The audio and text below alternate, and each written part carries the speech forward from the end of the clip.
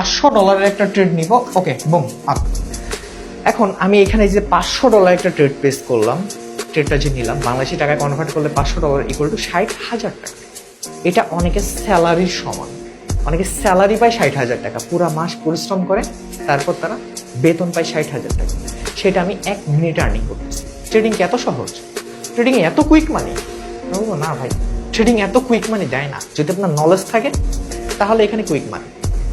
Trading এ 95% মানুষ loser. আমি এন্ট্রির দিকে তাকানোর আমার প্রয়োজন নাই। এন্ট্রি ডিপ প্রফিট হবে, just wait and see. Dip profit ভাই, এনে প্যারা নেই। আর 5% মানুষ হচ্ছে আপনার প্রফিটেবল ট্রেডার।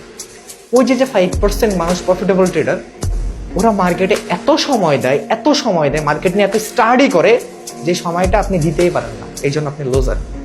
ওদের অনেক পরিশ্রম হয়। 4টা বছরের পরিশ্রম আজকে আমাকে এখানে নিয়ে আসছে। আমি ক্যান্ডেল দেখলে বলে দিতে পারি যে এর পরে ক্যান্ডেল এটা হবে। এটা জাস্ট মার্কেটে সময় দিছি, শিখছি, এই জন্য করছি, প্র্যাকটিস করছি, এই জন্য করছি।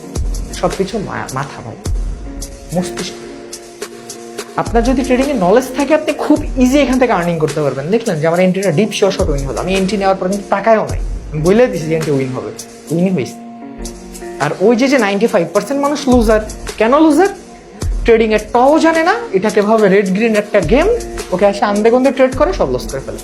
ট্রেডিং ডিসিপ্লিনের ভিতর তারা থাকে না, এই জন্য তারা লস করে ফেলে। ট্রেডিং হচ্ছে ডিসিপ্লিনের জায়গা। এখানে আপনার ধৈর্য ধরতে হবে, ধৈর্যটাকে অস্ত্র বানায় সামনের দিকে আগাইতে হবে ফিউচারে। ধৈর্য, প্রথমত ধৈর্য লাগবে আপনার। মার্কেটে আমি ট্রেড নিলাম, আমার লস হলো, কোন কারণে লস হলো এটা কি কখন ফাইন্ড করছেন? কেউ করেন নাই, করেনই না। ওকে, লস গেছে গেছে, বাপের টাকা আসছে, আবার ডিপোজিট করে আবার ট্রেড করবো, এটা না। যদি কোনো ট্রেড লস হয়, লসটাকে সাথে সাথে নোট করবেন, সাথে সাথে, যাতে নেক্সট টাইম এই লসের জন্য না হয়। আপনারা যারা একদম ফ্রিতে ট্রেডিং শিখতে চাচ্ছেন, ট্রেডিং না শিখে কেউ ট্রেডিং এ ইনভলভ হবেন না। আমি আপনার দুটা পায়ে ধরতেছি, না শিখে যখন ট্রেডিং এ ইনভলভ হবেন, আপনি লস করে ফেলবেন, পর আপনার কাছে ট্রেডিং জোয়া মনে হবে। যারা ট্রেডিং শিখতে চাচ্ছেন